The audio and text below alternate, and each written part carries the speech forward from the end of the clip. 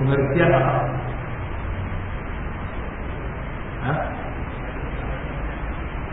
Bahagian hukum apa? Pengertian apa dah baca?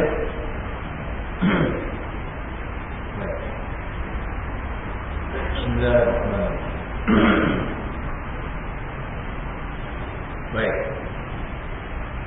Dua hari kuliah yang lepas kita sudah membaca tajuk apa? Pengertian akal. Yang mana akal itu adalah satu sifat. Tapi sifat itu sifat yang nampak lah, yang Tuhan jadikan kepada kita manusia. Yang mana dengan akal itu kita boleh faham.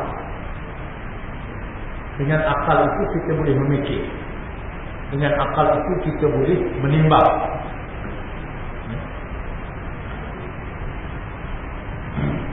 Dan ayat-ayat Quran itu banyak kali menganjurkan kita menggunakan akal. Seperti firman Tuhan, Allah minta firman supaya kamu itu menggunakan akal, supaya kamu itu berakal. Jadi di sini dalam pelajaran mengenal Allah Ta'ala, maka terlebih dahulu hendaklah kita tahu hukum akal. Mungkin bila kita dengar hukum akal, kita rasa tak ada apa-apa. Kalau kita tak faham, kita rasa tak ada apa-apa. Ya. Jadi itu kita mengaji ini nak kena faham. Jadi kalau tak faham tak jadi. Kalau ambil nama mengaji je,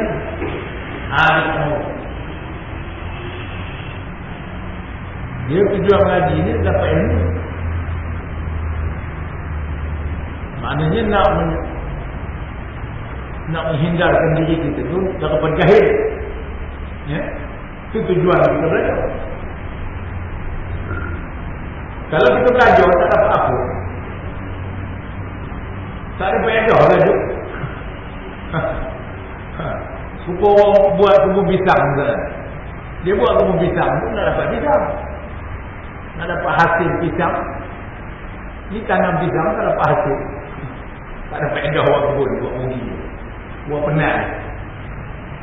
Suka dia mengaji.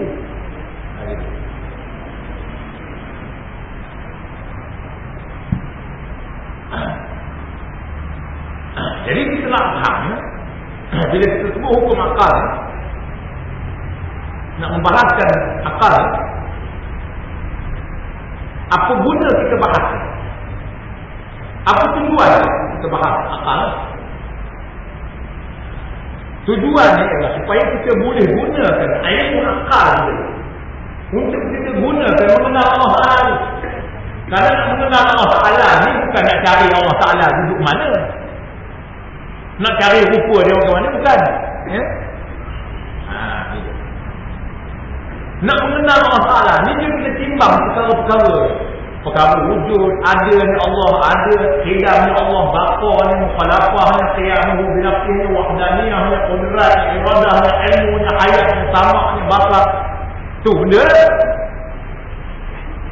Gitu. Jangan ingat nak kenal Allah, nak cari. Itu yang punca dia besar. Maksud kenal Allah ni maknanya kenal dengan akal. Kenal dengan perkara yang sah pada akal adanya dan sah pada akal tiadanya, dan juga harus bagi akal ada dan tiada. Itu perkara yang kenal. Sebab itu saya kata nak kena faham. Kalau tak faham tak jadi. Duk pandai dengar, pandai. Kadang-kadang dia pandai. Orang sebut sebab 20, dia sebut sebab 20.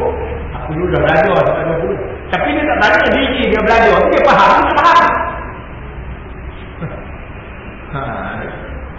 Sepatutnya kita belajar, kita faham lah. Tapi bila orang kosik dia kan, sudah tak ada jawab. Maknanya dia tak faham. Jawab pun boleh. Jawab pun dia pun berapa-berapa. Tak ada sambit dengan ilmu sebab 20. Dia berapa-berapa. Tambah orang sekarang sebab 20 saya berapa. Lagi berapa. Dia kata sebab 20 sampai belajar tu bapak merapu tu. Ulama dah kata wajib kena belajar. Dia kata tak payah. Dia pandai dia ulama. Dia adalah Rasulullah. Rasulullah dah kata ulama. Tuan Nabi adalah ulama Rasul Anbiya. Ada ulama Rasul Anbiya. Ulama Tuan Nabi. Tiba-tiba ulama kata kena belajar. Dia kata tak payah. Dia lawan ulama. Dia lawan Rasulullah. Bila Rasulullah dia lawan Allah Ta'ala. Itu mana?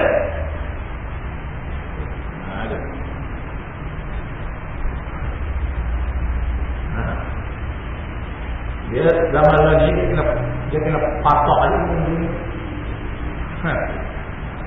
Keluar cakap apa-apa sebab 20 tak belajar sebab 20 bid'ah. Siapa dia kata bid'ah? Kemana bid'ah? Mana sebab 20 bid'ah? Belajar sebab 20 bid'ah.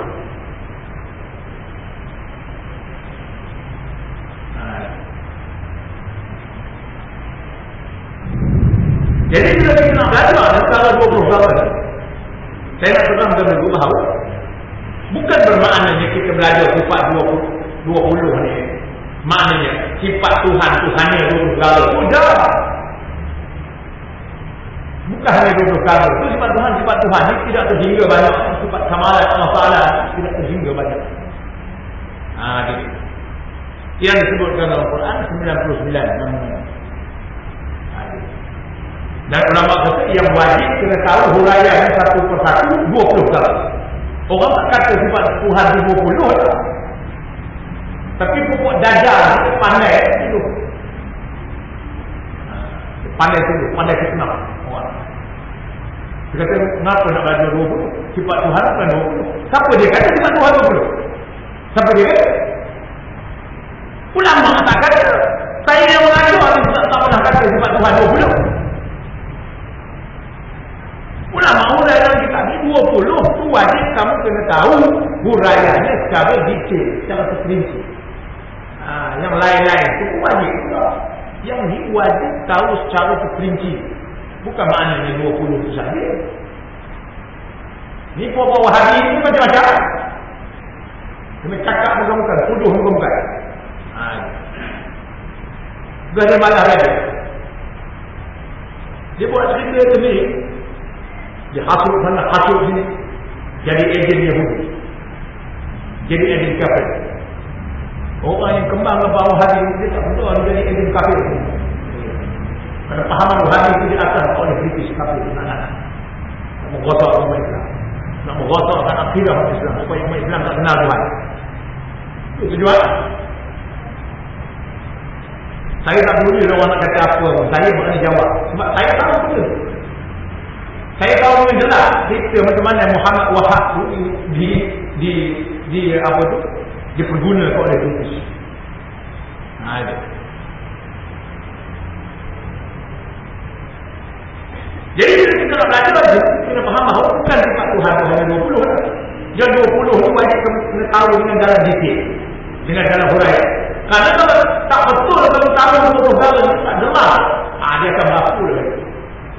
Tak pasti wujudnya, tak pasti tidaknya, tak pasti bapanya, tak pasti mukhalafahnya, tak pasti qiyamul nafsi. Dia pasti akan mengikatkan perkara-perkara yang berlawanan, iaitu yang mustahil. Lawan dalam 20 perkara. Maka itu lawan Tuhan.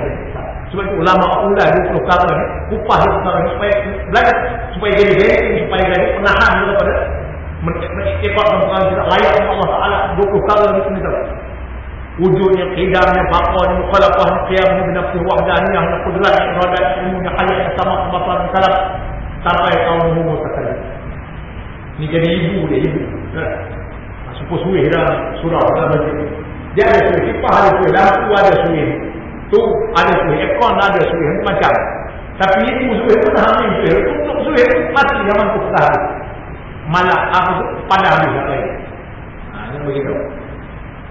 Min suih ni juga 20. Mu pandai lah semua senang kalau 20 tak pandai lah. Lingkup walaupun kalah hari. Sebab itu ulama dia tahu lah ni. Sebab itu dihurai bahawa ulama al-sunnah dia tidak menafikan Asmaul Husna 20 apa tu 99 itu tidak nafi. Tu wajib apa? Tu wajib tahu mana satu-satu. Tapi yang 20 ni wajib kamu tahu dengan lebih mendalam. Itu maknanya. Wajib kita tahu dengan lebih mendalam, dengan lebih jelas. Jadi nak tahu ni, sebelum kita faham maka hukum akal itu mana? Kena tahu. Baik, saya baca. Bahagian hukum akal adalah hukum akal itu terbagi kepada 3. 3 ni benda cukup mudah. Bukan 30. 30 tak boleh. Tiba tahun 20 lalu nak masuk ke satu dah tak ingat. Kan? Nak masuk ke 15 dah tak ingat. Ni 3 lah. Terbagi 3 bahagian. Sebab apa dia terbagi kepada 3 bahagian? Kerana dia adalah akal itu berkehendak bekerja. Ini bukan bekerja menyangkul kan? Bekerja tak salah. Berfungsi menimbang maknanya. Berfungsi memikirkan, menimbang, mempertimbangkan mana ini. Berkehendak bekerja akal dari atas kira-kira hal pada memasukkan sesuatu. Sama ada benda itu patut atau tak patut. Benda ini patut pada hal begini. Nampak tak? Bila Allahu Akbar. Suih je.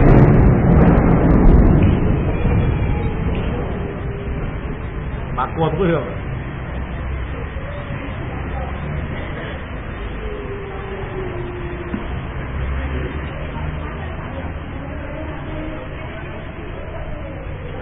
Tak ada lampu.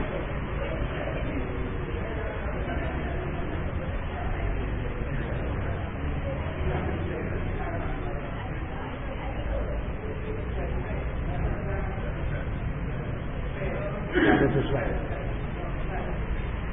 Dia jatuh.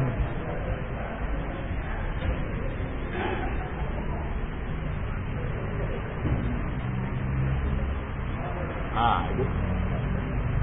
Saya.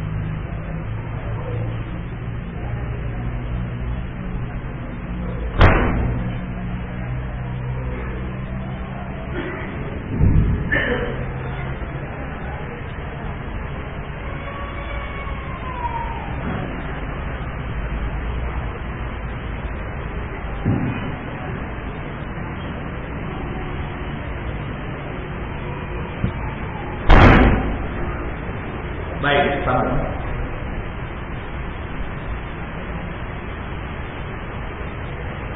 Kerana adalah akal itu berkehendak bekerja, memikirkan maknanya. atau kira-kira hal pada memasukkan sesuatu. Benda ni patut ke tak patut? Aku nak berjaya macam ni benda ni patut ke tak patut? Maknanya wajar ke tak wajar? Oh, aku nak ikut Tuhan di atas langit. Iya, betul ke tak? Masuk akal ke tak? Jangan benda yang masuk akal ni buat juga. Itu maknanya di sini. Sebab itu apa? Guna Tuhan sendiri banyak kali mengingatkan supaya kita menggunakan Allah SWT. Gitu. Oh, aku nak ikut Tuhan yang ada tangan, ada betih, ada kaki. Patut ke tak patut? Jangan nak main redah kan? Jadi yang buat kerja ni, yang menghuraikan perkara ni ulama. Jadi kita kena ikut ulama, jangan kita pandai dia ulama. Ulama kata macam ni, kita kata macam ni. Ulama kata macam ni, kita kata macam ni. Lawan ulama. Lawan ulama Ahlussunnah wal Jamaah.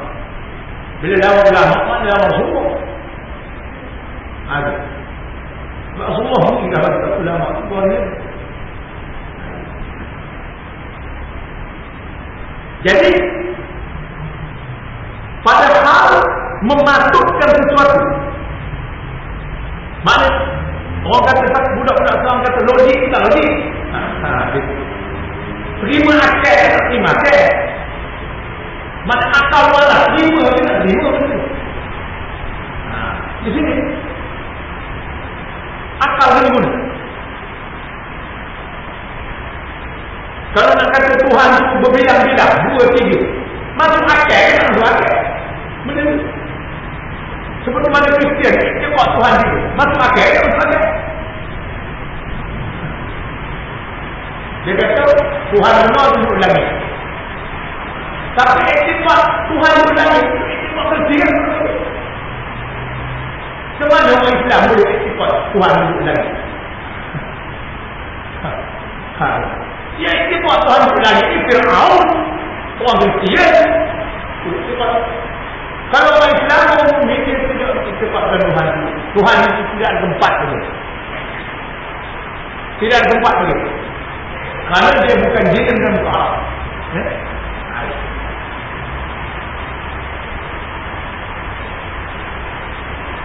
Mana benda itu patut tak patut. Jadi boleh guna akal. Bagi dihukumkan pada ilmu tauhid, maka tidak sunyi daripada 3 perkara. Tidak boleh lari daripada 3 perkara. Bila kita timbangkan akal, bila kita mahir menggunakan akal ini, kita memahami fungsi akal kita, maka dia tidak boleh lari daripada 3 perkara hukum. 3.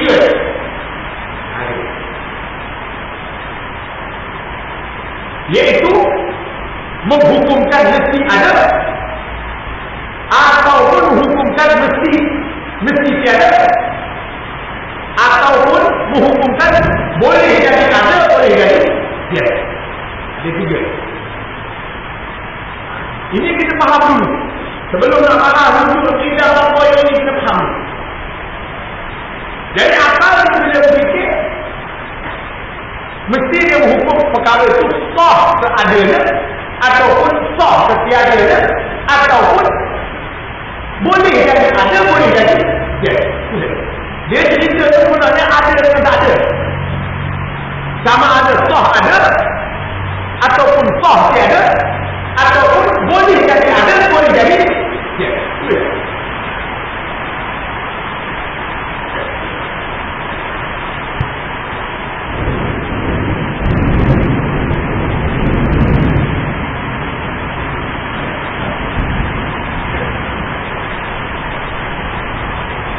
Yang pertama disebut wajib akli.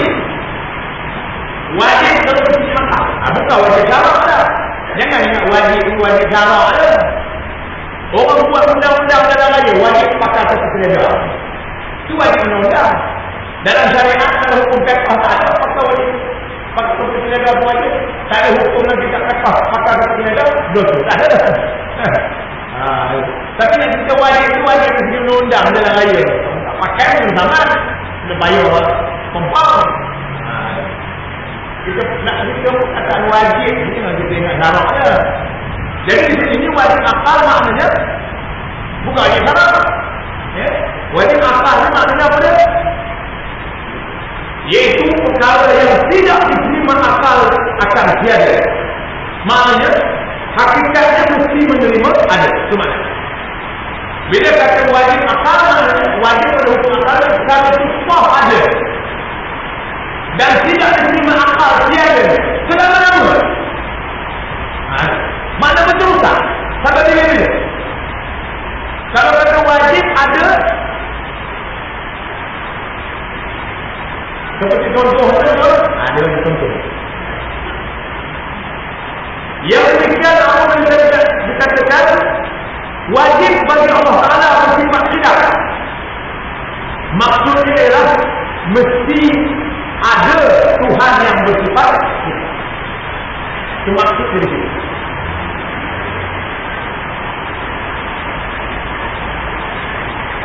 Itu makna wajib. Mana perkara yang sah pada akal adanya. Mana bila kita terima dengan akal, perkara itu sah ada. Contoh yang mudah, ini dia bagi contoh yang besar.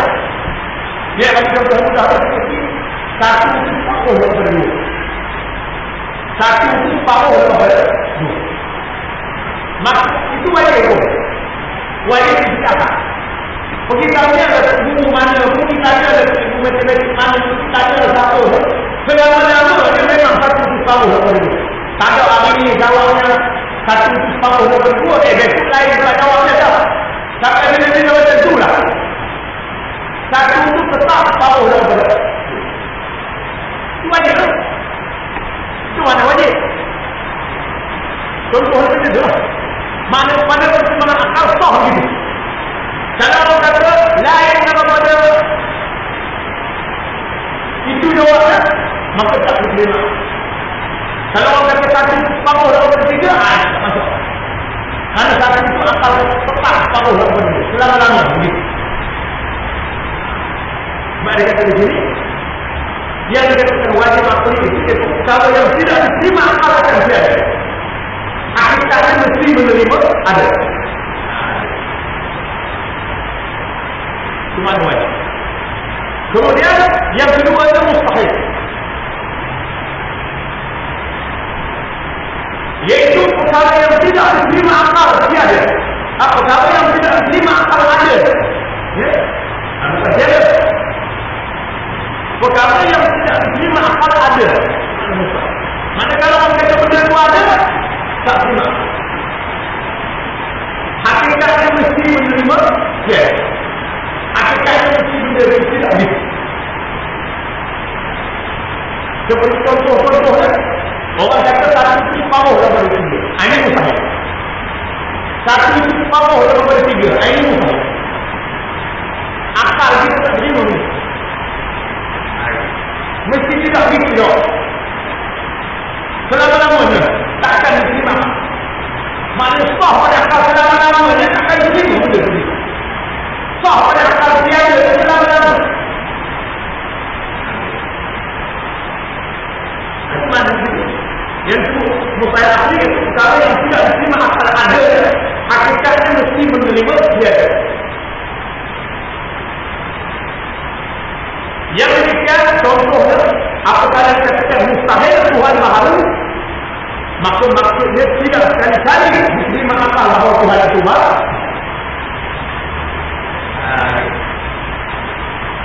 Jadi kita mengatakan Tuhan itu tidak Maha, maka kita katakan dia itu tidak. Mana tidak itu ada tidak didahului oleh dia. Tidak. Tidak didahului oleh dia. Karena kalau didahului oleh dia, asal dia tak ada kemudian bawa ada, mana Tuhan itu Maha.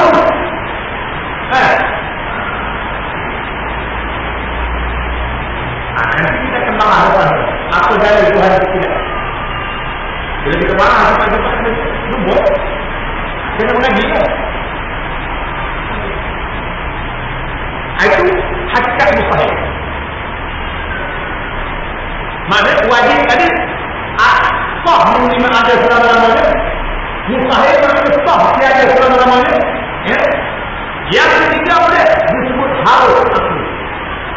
Harus asli iaitu perkara yang diterima akal adanya jadi.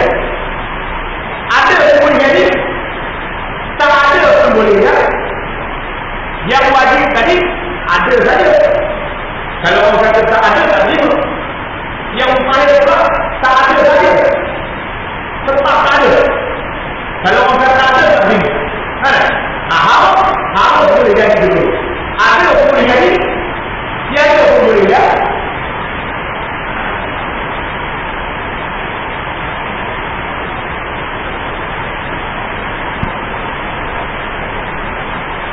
Harus akli itu perkara yang diterima akal adanya dan diterima akal tiada. Dengan jalan berganti, satu masa ada, satu masa tidak.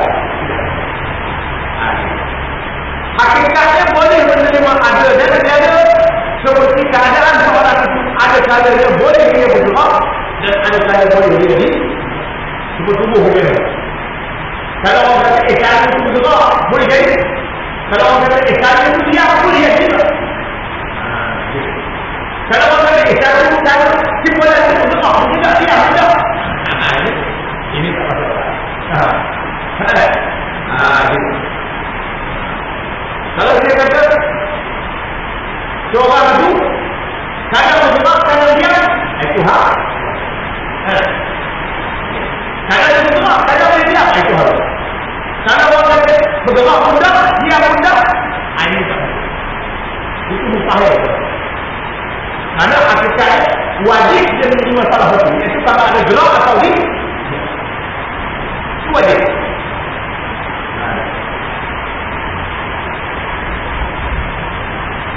Itulah hukum akal dan tiga. Nah, benda ni dia jangan fikir payah-payah. Dia fikir payah. Kemudian bahagian wajib akli. Di sini sebenarnya dia nak menceritakan, dia nak menghuraikan, dia nak menampakkan kepada kita bahawa akal ni ada dua peringkat. Satu akal yang mudah, satu akal yang susah. Mana satu hukum akal yang mudah, satu hukum akal yang susah. Ya? Jadi dibagikan kepada dua. Wajib pun ada dua bahagian, mustahil pun ada dua bahagian, harus pun ada dua bahagian kau ya. Ada yang senang, ada yang susah. Ya? Wajib ada yang senang, ada yang susah. Mustahil ada yang senang, ada yang susah. Harus pun ada yang senang, ada yang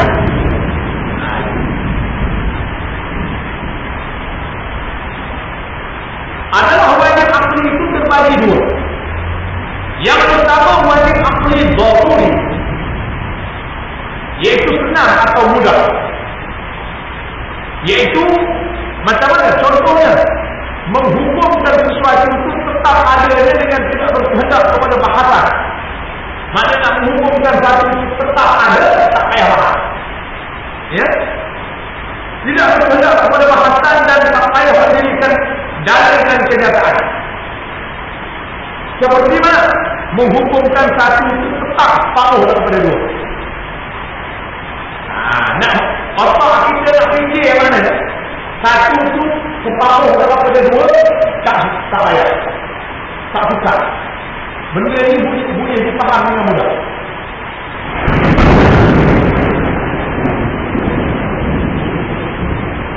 Boleh dipaham dengan mudah.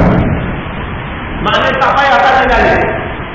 Jika lu belajar salah tu, cikgu ajar kalau pegang, satu campur satu, dua campur dua, empat. Kita tak pernah tanya cikgu, apa dalil itu satu campur satu, dua. Tak pernah bertanya pun. Sebab benda tu akal kita mudah. Dua campur dua, empat. Mudah aja akal ni. Tak ada siapa yang bertanya tu. Apa dalil itu dua campur dua, empat?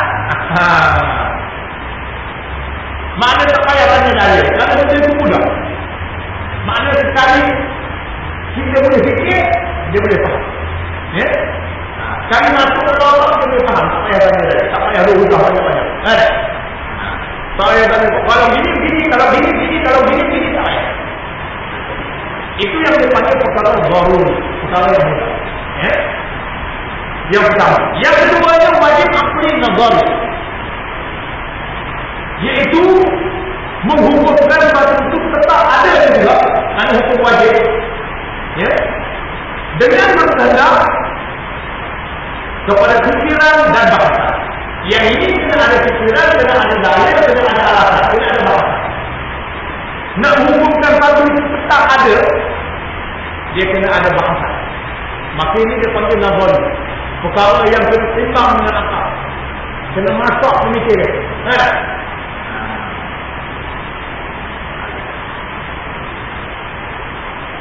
Berdasarkan dalil-dalil. Sebab kenapa kamu percaya? Sebab kenapa kamu kata lebih tinggi? Mesti ada sebab alasan. Serta berdasarkan dalil atas ketetapan hukuman ini, seperti menghukumkan wajib wujud Tuhan yang menjadikan alat. Ini benda yang bukan-bukan. Maka tidak dengan senang menghukumkan wajib wujud Tuhan. Maknanya sukar akan hukum. Maka oleh kerana tak yakin orang kita ni macam-macam. Sebab tak yakin. Dia tak yakin Tuhan itu ada, dia tak yakin Tuhan itu mendengar, melihat. Jadi bila kita faham ini, insya-Allah niat ilmu, dia panggil ilmu yakin. Ilmu yang boleh menimbulkan rasa yakin dalam hati. Bila kita faham. Sebelum ini maknanya orang kata ada, kita kata ada. Tapi bila kita belajar, kita tahu sendiri dengan pemikiran. Kita boleh timbang dengan akal sendiri. Maka jadi akal itu berfungsi. Allah kata, al-fikru sirahul qalbi. Fikir itu fikir bagi hati, lampu bagi hati. Maknanya hati kena suruh dengan akal. Bila suruh dengan akal, sebablah jalan. Taklah terlanggur batu, terlanggur duri, terpijak kaca, terpijak pasu, terjun parit. Jadi Wahabi sehari.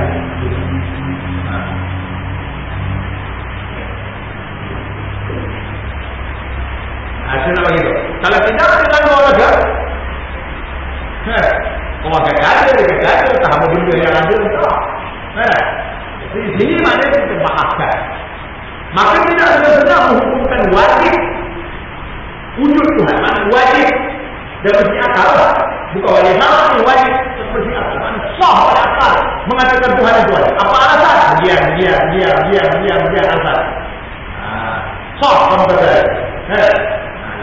Tapi panjang kita. Bila kita baca kita wujud kita melakukan wujud, kita kata mahal tu. Kita tengok kita pandai, kita orang kata boleh pergi tak pergi. Orang baca kata boleh pergi tak pergi.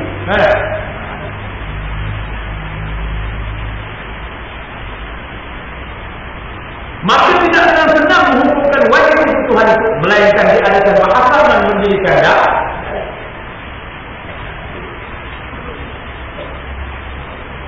Sebab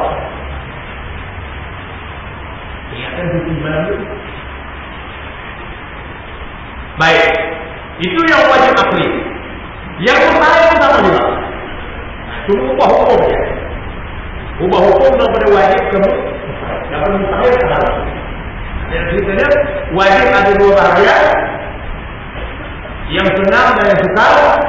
Mustahil pun begitu juga. Ada mustahil akli itu terbagi dua juga. Pertama mustahil akli daruri, yaitu menghukumkan suatu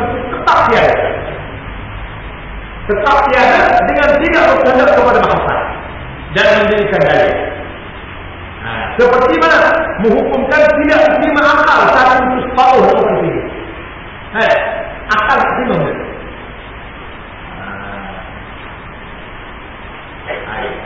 Akal tak terima.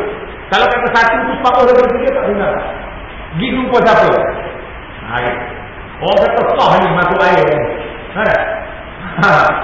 Kerana satu itu tetap separuh orang tiga. Kalau orang kata satu untuk separuh orang tiga tak masuk. Selama-lama dia takkan terima. Kalau orang tu guna akal lah. Kalau tak guna akal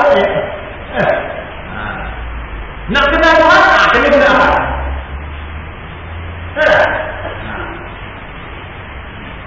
Jadi bila guna akal lah, apa? Betul.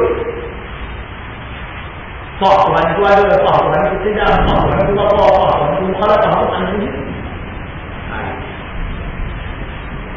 Yang kedua mustahil akli nazari, yaitu menghukumkan satu itu tetap tiada dengan berkehendak kepada bangsa dan mendirikan serta mendatangkan dalil-dalil atas ketetapan hukumannya itu.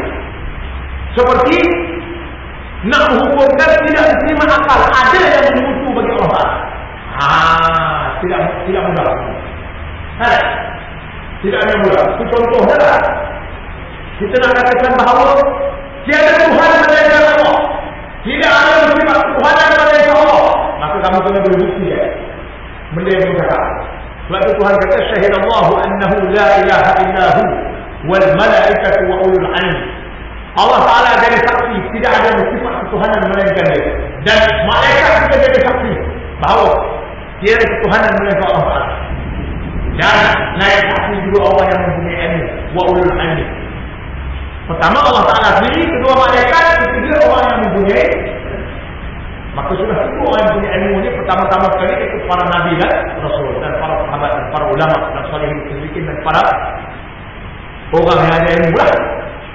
Kalau tak ada ilmu, duk kata saja lah. Tiada Tuhan melainkan Allah, tiada Tuhan melainkan Allah. Apa makna Tuhan yang tahu?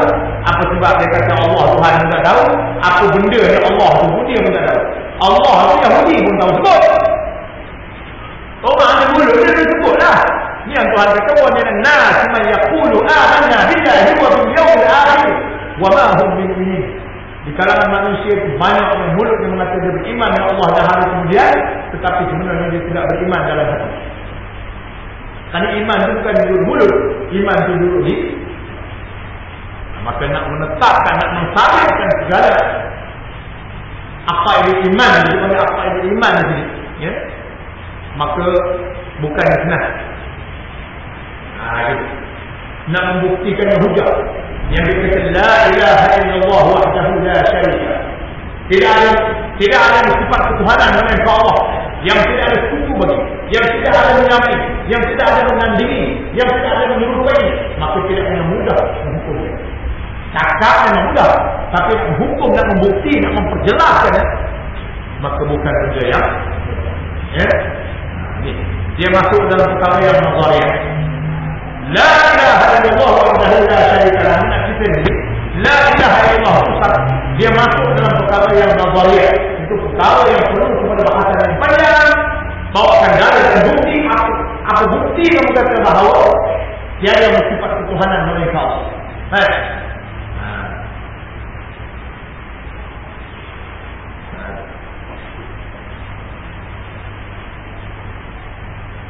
Maka tidak dengan mudah. Maka tidak dengan senang akan menghukumkan mustahil ada syirik.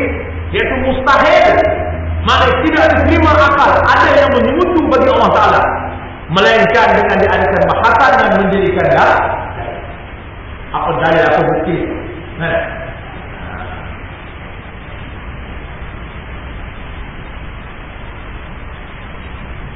Baik, habis. Itu bahagian mustahil. Harus begitu, terbagi kepada dua juga. Adalah harus akli itu terbagi dua.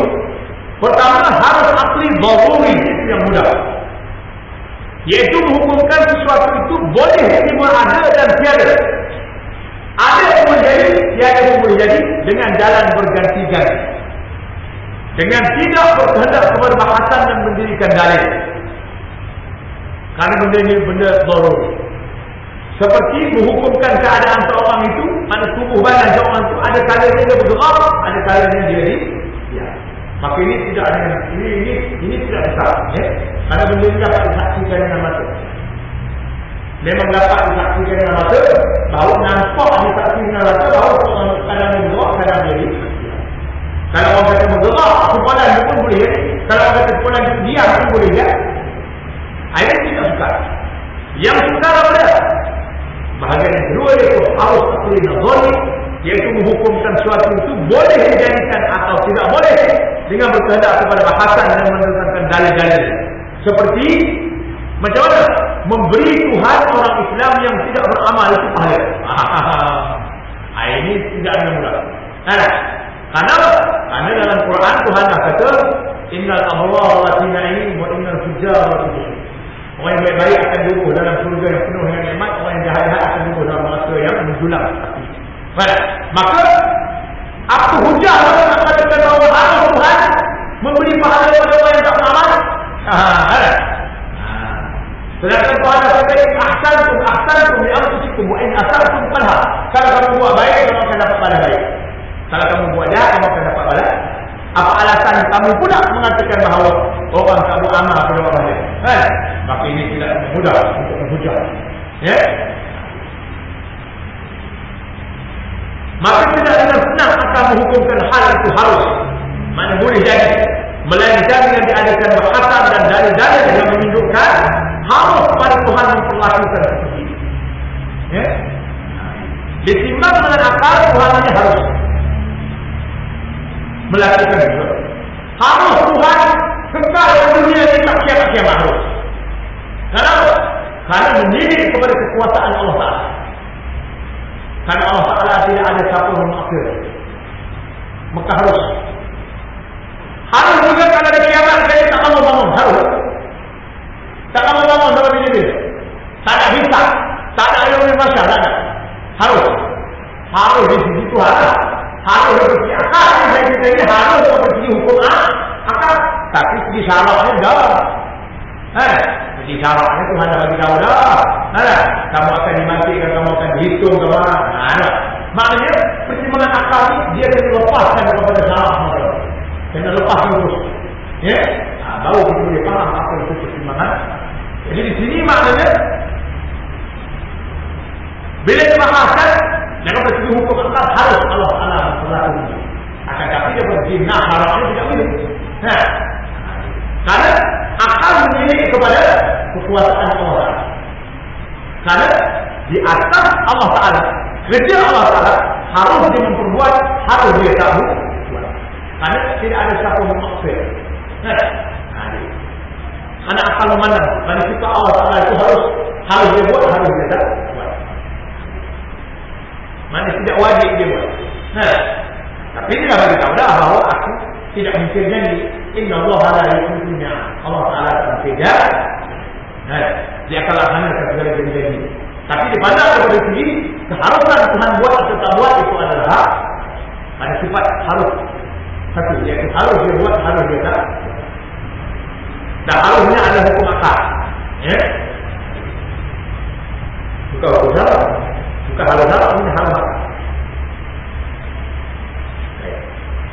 Maka kita akan senang akan menghukumkan hal itu harus melainkan dengan diadakan bahasan dan dalil yang menunjukkan harus pada Tuhan memperlakukan itu. Ya? Baik habis. Kita bahas akal. Ya? Kemudian tajuk yang seterusnya disebut sana tanda-tanda yang menunjukkan hukum akal.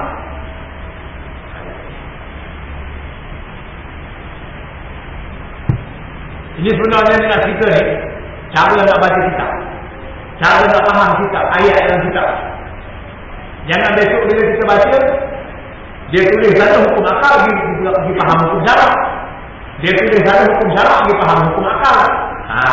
Jadi dia bagi panduan supaya kita dapat faham bagaimana sebutnya yang jadi hukum akal dan bagaimana sebutnya yang jadi hukum syarak. Ya? Jadi dia kata tanda-tanda yang menunjukkan hukum akal. Andai kata, apabila kita baca kitab ni, apabila kita dapati kemudian ada perkataan wajib, perkataan bagi. Misalnya dia kata wajib bagi Allah Ta'ala. Ataupun pada, misalnya wajib pada hak Rasul-Rasul. Sama ada wajib bagi atau wajib pada. Maksudnya itu wajib akal atau wajib syarak. Wajib dalam bersegi hukum. Maknanya perkara itu sah pada akal ada. Misalnya dia kata wajib bagi Tuhan bersifat dengan 20 perkara. Jangan ingat pula Tuhan suka 20 perkara itu dapat pahala pula. Kerana bukan maksud dia itu wajib syarak kan. Maksudnya wajib pada segi hukum. Wajib bagi Allah Ta'ala. Wajib bagi Tuhan. Wajib itu wajib pada hukum wajib pada hak Rasul itu bersifat dengan 4 perkara. Sidik, amanah, fardiyah, kepada. Maksud di sana wajib pada hukum maknanya ditimbang akal sah Rasul ini sidik, sah Rasul ini amanah, sah rukun ini tahlil, sah rukun ini apa? Kemana? Seperti mana akal? Ya? Apabila kita dapati kemudian pada mustahil perkataan atas atau pada, misalnya kita kata mustahil atas ataupun mustahil pada hak Rasul, mustahil atas Allah Taala 20 gambar lawan 20 gambar. Maksud di sana mustahil itu mustahil asli. Ya? Mustahil pada segi hukum akal, maknanya tidak diterima akal ada. Cuma mustahil. Dan apabila kita dapati kemudian ada perkataan wajib, perkataan atas, misalnya dia kata wajib atas tiap-tiap mukallaf. Wajib atas tiap-tiap mukallaf belajar sifat 20. Maksudnya itu wajib syarak. Maknanya kalau tak belajar berdosa. Tapi berdosa ini kita faham. Dosa ini kalau tak kenal Tuhan takfir. Karena takfir itu dosa itu maksudnya masuk neraka. Kafir itu dosa. Tapi dosa kafir itu kekal dalam neraka. Kalau ada iman, dosa dan dosa syariat, maka masuk neraka tidak kekal. Sepada untuk dia langgar syariat, betul? Kalau akidahnya betul, keimanannya betul, i'tiqadnya betul, tapi dia buat dosa. Misalnya tinggal semayang, atau minum arak misalnya, maka dia masuklah dalam neraka sekadar lama mana yang dia patut dimasuklah untuk hapuskan segala jalan hukuman yang melanggar syariat. Tapi kalau dosa kafir, akal tak perlu. Orang tak tahu buat 20, tak tahu tak buat dosa kafir. Tak ada istiqah dan Tuhan itu wujud. Misalnya, kita yakin Tuhan itu wujud. Sudah tentu dalam hati dia pergi mari Tuhan ada hakir. Ada wujud. Kalau tak ada istiqah dan Tuhan itu tidak, sudah tentu dalam hati dia pergi mari betul ke Tuhan itu tidak. Mungkin Tuhan baru pun, mungkin Tuhan pun asalnya tak ada, kemudian baru ada, rosak ada. Rosak istiqah. Begitu juga dia fikir dalam hati dia gimana dia kata, tak yakin aku takkan Tuhan hidup selama-lama tak mati. Maka dia mati dah wah-wah dalam hati dia kata Tuhan itu kut satu hari mati juga ada. Kafir dia. Tapi kafir itu kan boleh hukum orang lepas ini. Jangan begini, kamu tak belajar ni kafir lah. Ya? Ini nak cerita hukum orang itu dengan Tuhan. Adapun manusia yang mengucap kalimah syahadah, maka kena hukum dia Islam. Orang yang mengucap kalimah syahadah kena hukum dia orang Islam. Cuma dia nak cerita iktikad antara dia dengan Tuhan, antara seorang dengan Tuhan. Maknanya dia tak lepas iktikad dengan dengan manusia hukum Islam lah.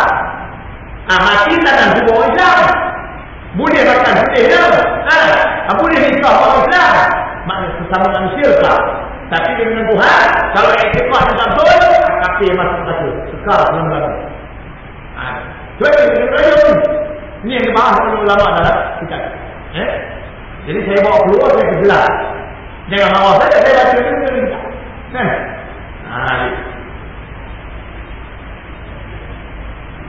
Maka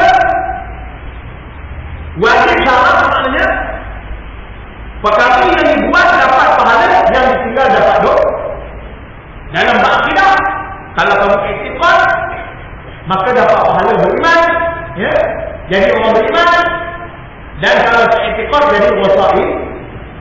Sebab itulah perkara 20 ni kena supaya sah akidah, supaya sah iktikad betul. Iktikad di mana? Betul iktikad, sah iktikad atau sah amal. Kalau tak sah iktikad tak sah, wallahu a'lam cukup kita dah. Kita akan break. Mungkin kita ada soalan sikit masa 5 minit. Salam.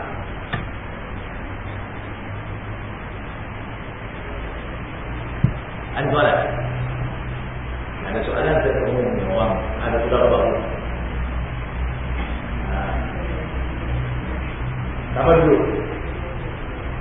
dicorak daripada Pertubuhan Kebajikan Islam Muslim Welfare Organization Malaysia. Perakuan keislaman adalah diakui bahawa Ngelai Hok nama asal telah memeluk agama Islam pada 13/1/2009 di Perkim Petani Jaya. Untuk keterangan diri ada berikut: nama Islamnya Muhammad Heng, warga negara Malaysia, tinggal di Lorong Haji Kait, Kuala Lumpur. Ya. Maka dia ini sebenarnya minta belah Islam. Minta derma minta derma. Mau minta derma. Jadi siapa yang di sini pula ada sijil dia bahagian pembangunan Islam. Maksudnya agama Islam Selangor. Dia telah menghadiri kursus insentif saudara kita tahap akrab Islam Muslim 1/29. Tarikh dan tempat 12/1/2009. Jadi siapa yang menginfak, ya, bolehlah. Sama ada apa tu berkah, ya, bolehlah bagi dukungan. Ini kawan sudah mahu Allah, ya. Maka tolong bantu insyaAllah. Selepas ini mengambil. Selepas ini dia minta sekarang. Dia letak dia punya mana dia punya tempat.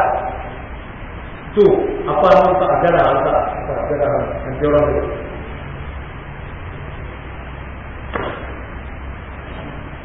Jadi kita minta siapa-siapa yang nak berkah boleh. Kita mahu insyaAllah. Baik, terima kasih. Jadi malam ni saya ada bawa kitab bagi siapa yang nak. Ini kitab RM20 dan kitab untuk mengaji ni soalan kami RM10. Siapa yang ada kitab semua tak boleh.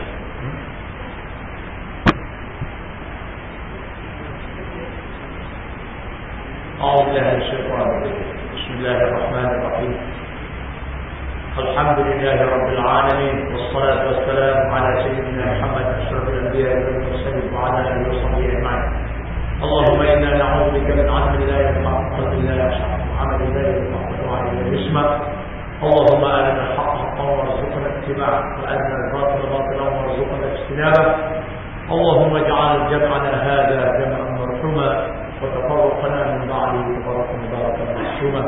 ربنا لا تزغ قلوبنا بعد إذ هديتنا وهب لنا من لدنك رحمة إنك أنت الوهاب. ربنا آتنا في الدنيا حسنة وفي الآخرة حسنة وقنا عذاب النار. وصلى الله على سيدنا محمد وعلى آله وصحبه أجمعين. الحمد لله رب العالمين. Teman-teman tuan-tuan, dalam kitab ni agama dalam bahaya ni maknanya kerana merujuk kepada ancaman pahaman Wahabi. Jadi dalam ini kita ada 100 persoalan yang selalu Wahabi permain-mainkan Islam. Maka di sini ada jawapan. Maka itu dia mau ada tapi yang ini maka malamnya ada limpahan diri ini.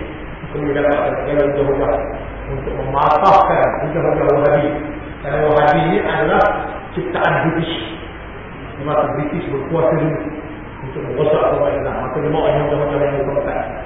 Maka dia pengganda melalui Muhammad bin Abdul Wahabi. Jadi dalam ini ada jawapan-jawapan. Ya? Kalau kita tak tahu jawapannya, maka dalamnya ada jawapan. Bagaimana kita jawab hujah? Yang umum-umum kata itu bid'ah ni, syirik ni syirik, maka dalamnya ada. Ya? InsyaAllah ada 100 soalan ada. Boleh dapat. Dan ini adalah kronologi Wahabi. Ya? Ada satu juga.